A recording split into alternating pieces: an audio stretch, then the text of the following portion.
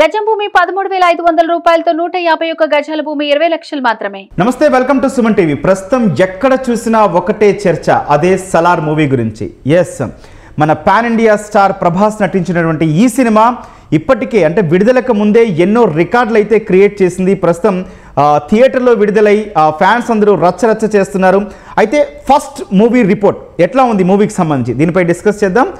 Already cinema చూసినటువంటి Suman TV news chief editor Keshav గారు ప్రస్తుతం అంతా ఉన్నారు. ఆయనతో మాట్లాడి ఎట్లా ఉంది సినిమాలో హైలైట్ పాయింట్ ఏంటి, కీ పాయింట్ ఏంటి, ఎవరు ఎట్లా ప్రజెంట్ చేశారనేది చూద్దాం. సార్ నమస్తే సార్. సార్, మూవీ చూసి వచ్చారు, హ్యాపీనెస్ కనిపిస్తుంది, ఫ్యాన్స్ చీర్ మూమెంట్స్ అన్నీ కూడా చేశారు. అయితే మనం ఆ మూవీ రివ్యూని సరే కొంచెం కొత్తగా చేద్దాం సార్. అంటే ఒక్కొక్క పాత్ర ఎట్లా ఉంది, ఆ పాత్ర ఇంపార్టెన్స్ ఏంటి, అసలు ప్రభాస్ ట్రైలర్లో చూపించినట్టు ఇది స్టార్టింగ్లో ఉన్నటువంటి ఆ ఇద్దరు. Yes, exactly. చలో సార్, సినిమా స్టార్ట్ అవుతూనే ఒక చైల్డ్ చిన్న పిల్లలు ఇద్దరిని చూపిస్తున్న ట్రైలర్లో కూడా మనం అదే చూస్తాం. ఇప్పుడు మనం ప్రస్తుతం స్క్రీన్ మీద చూస్తున్నాం సార్. సార్, ఆ అబ్బాయి ఎవరైతే అంటే చిన్నప్పుడు ప్రభాస్గా నటించినట్టు ఇద్దరిట్లో ఎవరు అంటే మాకు ఒక ఐడియా వస్తుంది. నాకు ఒక ఐడియా వస్తుంది, బట్ ఏంటి వాళ్ళిద్దరు ఆ వేషధారణ చూస్తుంటే అతను సుకుమార్ అని ఇతను ప్రభాస్ అనిపిస్తుంది. బట్ సినిమా చూసి వచ్చారు కాబట్టి మీరు చెప్పండి ఏంటి సార్, ఇది ఎక్కడ ఉంటుంది? పెద్దయిన క్యారెక్టర్స్ చూస్తే పిల్లల క్యారెక్టర్స్ ఏవనేది క్లియర్గా అర్థమైపోతుంది. అంటే బ్లాక్ డ్రెస్ వేసి బొట్టు పెట్టిన అబ్బాయి సుకుమారన్, పృథ్వీరాజ్ సుకుమారన్. ఎస్, అతనే వరదరాజమన్నారు సినిమాలో ఆ క్యారెక్టర్ అనమాట, హెవీ క్యారెక్టర్ వరదరాజమన్నారు. ఇప్పుడు వరదరాజమన్నారు సింహాసనం ఎక్కడం అనేది స్టోరీ మొత్తం అంతా కూడా మెయిన్ లైన్ అది అనమాట. వరదరాజమన్నారు ప్రాణ స్నేహితుడు ప్రభాస్ దేవా అనమాట, దేవరథ. ఆ దేవరథ ఏ విధంగా వరదరాజమన్నారిని సింహాసనం దగ్గర తీసుకెళ్లాడు అనేది ఫస్ట్ పార్ట్.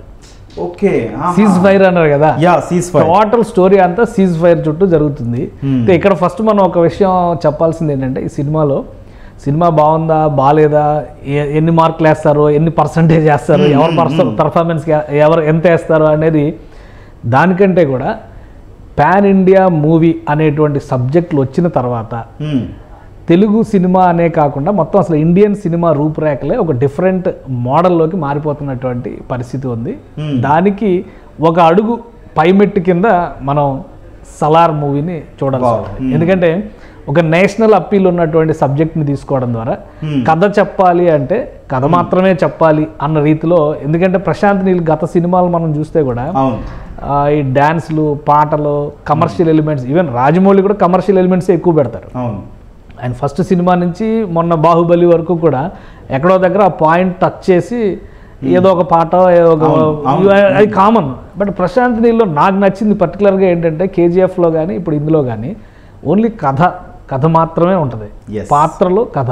ఆ పాత్రలకి ఒక్కొక్క పాత్రకు ఒక్కొక్క ఔచిత్యం ఉంటుంది. అది సేమ్ ఎలిమెంట్ ఇందులో కంటిన్యూ చేశాడు.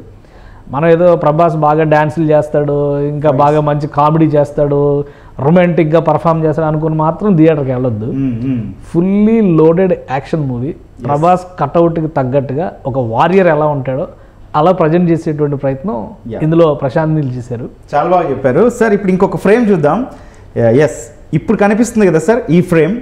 ఏంటి సార్ ఈ సామ్రాజ్యం ఏంటి, వెనక కనిపిస్తున్న బొమ్మలు ఏంటి, వెనక మంటలు ఏంటి, ఎప్పుడు వస్తుంది సార్ సినిమాలో?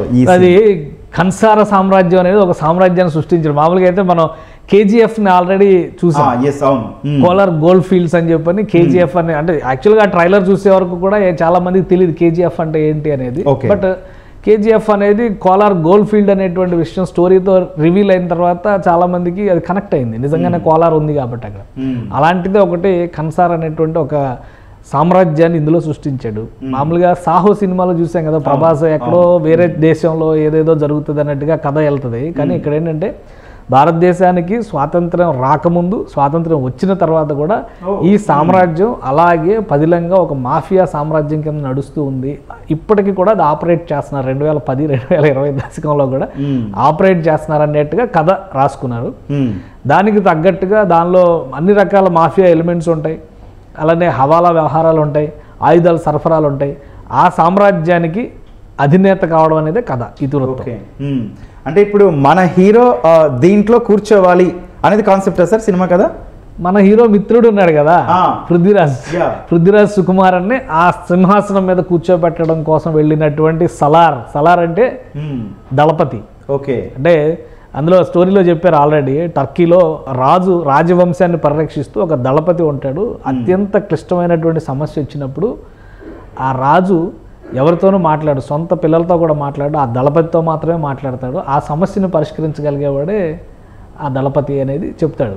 అలాంటి సలార్ నాకు ఇతను అని చిన్నప్పుడు చెప్పినటువంటి ఒక డైలాగ్ నుంచి కథ మొదలైంది. 25 ఏళ్ల తర్వాత సలార్ని ఆ రాజ్యానికి సంబంధించి తనకి దొరతనం ఇవ్వాలంటే, పృథ్వీరాజ్ సుకుమారన్ కంటే వరదరాజ మన్నార్కి దొరతనం ఇవ్వాలంటే అక్కడ జరిగేటువంటి కుట్రలో కుయుక్తులు ఇతను చంపేయాలని, ఇతను రాజ్యం నుంచి వెళ్ళగొట్టేలా జరిగేటువంటి వాటన్నిటి ఎదుర్కోవాలంటే వన్ మ్యాన్ ఆర్మీ.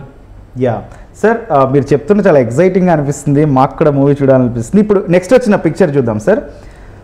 సుకుమారన్ చిన్నప్పుడు ఏదైతే వేషధారణ ఉందో, ఆ నల్ల బొట్టు కావచ్చు, మెడలో ఆ రింగ్స్ కావచ్చు సార్, అదే కనిపిస్తుంది సార్. అంటే పెద్దగా అయిన తర్వాత, కానీ ఇక్కడ ఒక క్వశ్చన్ నేను అడగాలనుకున్నది ఏంటి అని అంటే, మీరు చెప్తున్న ప్రకారం అతన్ని దించేయాలని కుట్రలు జరుగుతున్నాయి, కానీ ఏంటి సార్ ఆ కాన్ఫిడెన్స్ ఎందుకు కనిపిస్తుంది? అంటే అతనికి ఒక ధైర్యం ఉంది. అతను ఏంటంటే స్టోరీ మొత్తం అయితే మనం చెప్పలేము, బట్ ఏంటంటే చాలా చిన్న చిన్న ట్విస్ట్లు ప్రతి క్యారెక్టర్లో కూడా. ఇంకోటి, సినిమా మీద చాలా మంది డివైడ్ టాక్ చేయొచ్చు, కొంతమందికి అర్థం కాని స్థాయిలో ఉన్న వాళ్ళు కూడా ఏదైనా కామెంట్ చేయొచ్చు, కొంతమంది హీరోయిన్కి అసలు ప్రాధాన్యమే లేదు అని కూడా బయట టాక్ వస్తుంది. బట్ అది మనం తర్వాత మాట్లాడచ్చు. బట్ ఇక్కడ ఏంటంటే కథ రాసుకునేటువంటి విధానం, అది ప్రజెంట్ చేసేటువంటి పద్ధతి, ఈ మూడింటి మీద ఆధారపడి మనం సినిమాని జడ్జ్ చేయాల్సి వస్తుంది. ఇక్కడ ఈ సినిమాలో ఏంటంటే ఆ ఇంటి గౌరవం అనేది పృథ్వీరాజ్ సుకుమారన్ అంటే వరదరాజ మన్నార్ రెండవ భార్య కొడుకు కాబట్టి అతన్ని యాక్సెప్ట్ చేయాలా, ఫ్యామిలీ యాక్సెప్ట్ చేయకూడదా అనే దాని మీదే ఉంటుంది. కానీ వరదరాజ మన్నార్కి 1000 ఏనుగుల బలం దేవరథ అంటే ప్రభాస్. కాబట్టి ఆ కాన్ఫిడెన్స్ని కంటిన్యూ చేస్తూనే అక్కడ ఉన్న అవమానాలన్నిటినీ భరిస్తూ కూడా అతను వచ్చాడంటే ఒక పెద్ద ప్రళయం వచ్చినట్టు, విధ్వంసం వచ్చినట్టు, కాబట్టి అతన్ని కథలోకి తీసుకురా, మళ్ళీ ఆ ఊరి నుంచి పంపించి తనే తీసుకురావడం అనేది చాలా క్లిష్టమైనటువంటి అంశం కింద చూస్తాడు. ఇక చివరి దశలో, తన చేయి దాటిపోతున్నటువంటి దశలో తన ఏకైక ఆయుధం కింద సలార్ని ఆ రాజ్యానికి ఆహ్వానిస్తాడు. అంటే అది కాన్ఫిడెన్స్ అతనిలో. అంటే ఇక్కడ ప్రభాస్ ఒక్కరే ఒక సైన్యంతో సమానం అన్నమాట. ఇప్పుడు ఇంకొక పిక్చర్ చూద్దాం sir. Here it goes, ceasefire comes. ఇదేనా sir Prabhas entry? Prabhas entry కాదు ఇది, ప్రభాస్ రివీల్ ఇది ఒక రకంగా. ఓకే, ఎందుకంటే ఎంట్రీ అనేది చాలా నార్మల్ గా జరిగిపోద్ది. ఓకే, బట్ ప్రభాస్ వెనక అంటే అక్కడ దేవరథ అనేటువంటి వ్యక్తి ఒక వైలెంట్ సోల్జర్, ఒక మహాదళపతి అనేటువంటి ఇమేజినేషన్ ఉండింది. కానీ బట్ అతను తర్వాత అంతా కూడా భాషా సినిమాలో రజనీకాంత్ లాగా, ఆటో డ్రైవర్ లాగా ఎవరు మీద పడినా, ఎవరు కొట్టినా, ఎవరు ఏమన్నా కానీ అత్యంత సహనంతో ఉండేటువంటి వ్యక్తిగా అతను నియంత్రించేది ఆయన తల్లి. ఏంటంటే ఈ ఒక మృగంగా మారిపోయాడు. ఆ మృగాన్ని అదుపులో పెట్టాలని చెప్పి అతను పూర్తిగా సహనవంతుడిగా మార్చేస్తుంది. కానీ ఆమెకు అర్థమైంది ఈ సందర్భంలో ఇంకా ఇప్పుడు కూడా ఇతన్ని బయలుదేరమని చెప్పకపోతే మహావిధ్వంసం జరుగుతుంది అనుకునే సమయంలో ప్రభాస్ వేసేటువంటి అడుగు అక్కడి నుంచి ఆ మెయిన్ స్టోరీ రివీల్ అవ్వడం మొదలైంది. అక్కడి నుంచి స్టార్ట్ అయింది. ఫస్ట్ పార్ట్లో ఫస్ట్ హాఫ్ అంతా జస్ట్ క్యారెక్టర్స్ ఇంట్రడక్షన్ లా ఉంటుంది. ఎక్కడా కూడా కథ మనకి ఏమీ దొరకదు అందులో. అంటే అసలు వీళ్ళెవరు, వాళ్ళు ఎందుకు వస్తున్నారు, వీళ్ళు ఎందుకు చంపాలనుకుంటున్నారు, ఈ సస్పెన్స్ మెయింటైన్ చేశారు ఫస్ట్ హాఫ్ అంతా. ఇక సెకండ్ హాఫ్ బిగినింగ్లో ఇక్కడ ఈయన రివీల్ అవ్వడం మొదలైంది, సలార్ క్యారెక్టర్ రివీల్ అవ్వడం మొదలైంది. ఆ క్రమంలో ఏంటంటే అక్కడ కన్సర్ ఆ స్టోరీ, ఆ సామ్రాజ్యంలో జరిగినటువంటి 3 తెగల మధ్య పోరాటం, ఆ అధికారాన్ని దక్కించుకునేటువంటి క్రమంలో వరదరాజ మన్నార్ తండ్రిగా ఉన్నటువంటి జగపతి బాబుగా ఆ క్యారెక్టర్ చేశాడు. చాలా డిఫరెంట్ క్యారెక్టర్ అది. ఆయన ఒక తెగను పూర్తిగా నిర్మూలించేస్తాడు. జగపతి బాబు ఇక ఆయన స్టైల్లో ఆయన మనం రంగస్థలం నుంచి కొద్దిగా ఇలాంటి డిఫరెంట్ క్యారెక్టర్స్ చూస్తున్నాం కదా. రంగస్థలంలో కానీ, ఆ తర్వాత అరవింద సమేతలో కానీ ఆ టైప్ ఆఫ్ పెర్ఫార్మెన్స్ తన స్థాయిలో తన క్యారెక్టర్. అంటే ఇక్కడ ఒక స్టోరీకి ఎప్పుడైనా కానీ ఎసెన్స్ ఎక్కడ ఉంటుందంటే ప్రతి క్యారెక్టర్కి ఒక బలం ఉండాలి. ఆ బలం ఉన్నప్పుడు కథలోకి లీనం అయ్యేటువంటి అవకాశం ప్రేక్షకుడికి ఉంటుంది. ఆ దమ్ము ఈ కథలో ఉంది.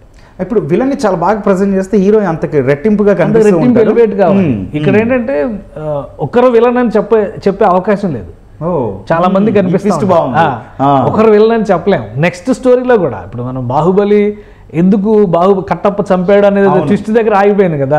ఇక్కడ కూడా అట్లనే ఒక ట్విస్ట్ దగ్గరే ఆగిపోద్ది. సెకండ్ పార్ట్ కోసం ఆ క్యూరియాసిటీ మెయింటైన్ చేయడానికి మాత్రం కావాల్సినంత కంటెంట్ అయితే ప్రశాంత్ నీల్ ఇచ్చారు. ఇంకొక పిక్చర్ చూద్దాం సార్. ఏంటి సార్ ప్రభాస్ ఆ తీక్షణంగా చూడడం ఏంటి, ఆ బాడీ అంత రక్తం ఏంటి, సీజ్ ఫైర్ ఇక్కడ మొదలైంది అనుకోవచ్చా?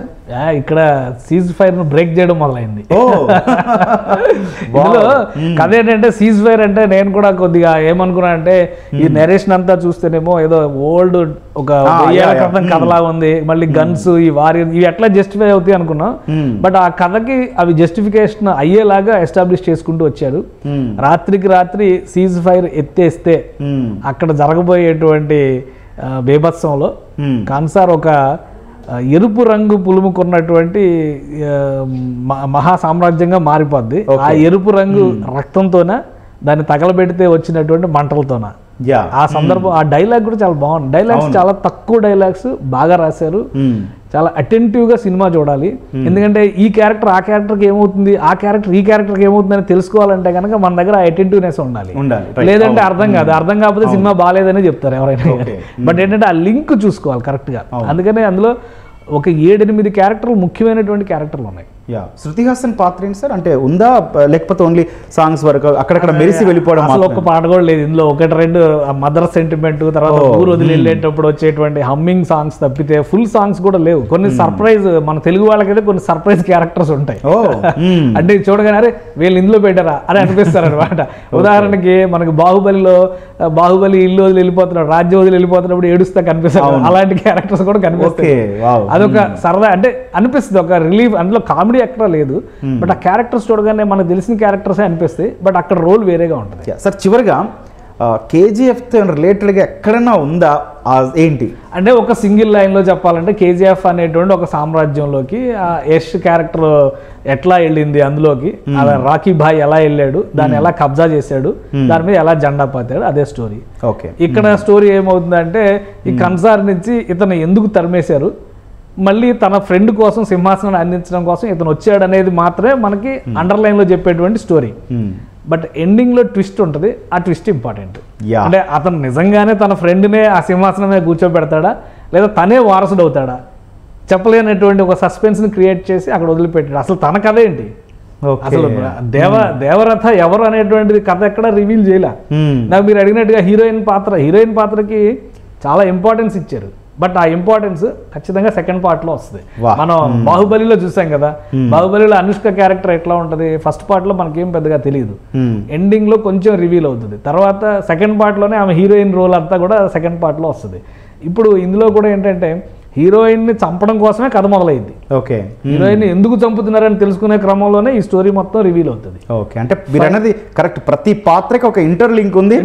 సినిమా మొత్తాన్ని అది నడిపించబోతుంది. అద్భుతం సార్, నిజంగా అసలు చెప్తుంటే గూస్ బంప్స్. నేను ఈ సినిమా గురించి నేను ఎందుకని మాట్లాడాలని అనుకున్నానంటే చాలా క్లియర్ గా మనకి విచిత్ర కాశీ మజిలీ కథలు, పరమానంద శిష్యుల కథలు, ఇట్లాంటి కథలన్నీ మనం చాలా చూస్తూ ఉంటాం. ఒక కథకి సంబంధం ఉండదు కానీ బట్ 1-2 క్యారెక్టర్స్ కంటిన్యూ అవుతూ ఉంటాయి. ఆ పాసేజ్ ఆఫ్ క్యారెక్టర్స్ అనేది కంటిన్యూ అవుతుంది. ఈ సినిమాలో కూడా కొన్ని కథల్ని, ఆ కథలకు ఉన్నటువంటి నేపథ్యాన్ని, ఉదాహరణకి మనం మహాభారతాన్ని తీసుకుంటే కూడా ఒక్కొక్క పర్వంలో ఒక్కొక్క క్యారెక్టర్ గురించి అద్భుతమైనటువంటి వర్ణన ఉంటుంది.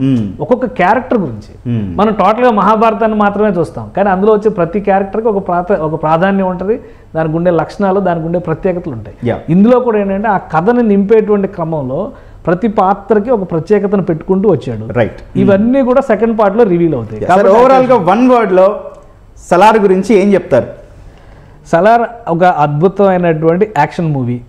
మనం హాలీవుడ్ సినిమాలు తెలుగు వాళ్ళు ఎందుకు తీయట్లేదు, లేదా ఇండియన్స్ ఎందుకు తీయట్లేదు అంటాం కదా, అలా అనుకొని చూడాలి. మన సినిమాలో పాటలు లేవేంటి, ఫైట్ చేస్తే ఇలా పైకి ఎగిరి అలా కింద పడాలి కదా, అలాంటివి లేవేంటి, ఉంటాయి. ఇందులో కూడా ఫైట్స్ లో ఉంటాయి, బట్ ఏంటంటే ఆయుధంతోనే ఉంటాయి ఆ ఫైట్స్ అన్ని. కాబట్టి ఒక వన్ లైన్ లో చెప్పాలంటే ఖచ్చితంగా ఒక యాక్షన్ థ్రిల్లర్గా మనం చూడొచ్చు ఈ cinema. Okay, super sir, thank you. మొత్తానికి సలార్ 1లో సీజ్ ఫైర్ అయితే స్టార్ట్ అయిపోయింది. ప్రభాస్ సింగిల్ హ్యాండెడ్గా తన ఎంట్రీ అయిన దగ్గర నుంచి సింగిల్ హ్యాండెడ్గా మూవీని అయితే ట్రావెల్ చేశారు. అట్లాగే మిగిలిన పాత్రలు కూడా చాలా కీలకం. ఇప్పటి వరకు ఏదైతే చర్చ జరిగిందో, ప్రపంచ స్థాయికి తెలుగు సినిమా వెళ్ళింది, హాలీవుడ్ స్థాయికి వచ్చింది. కానీ ఈ సినిమాతో అయితే సలార్ ఒక్క సినిమాతో హాలీవుడ్ స్థాయిని తెలుగు సినిమా దాటేసిందని అయితే సగర్వంగా చెప్పుకోవచ్చని ప్రస్తుతం కేశవ్ గారు అయితే విశ్లేషిస్తున్నారు. Thank you.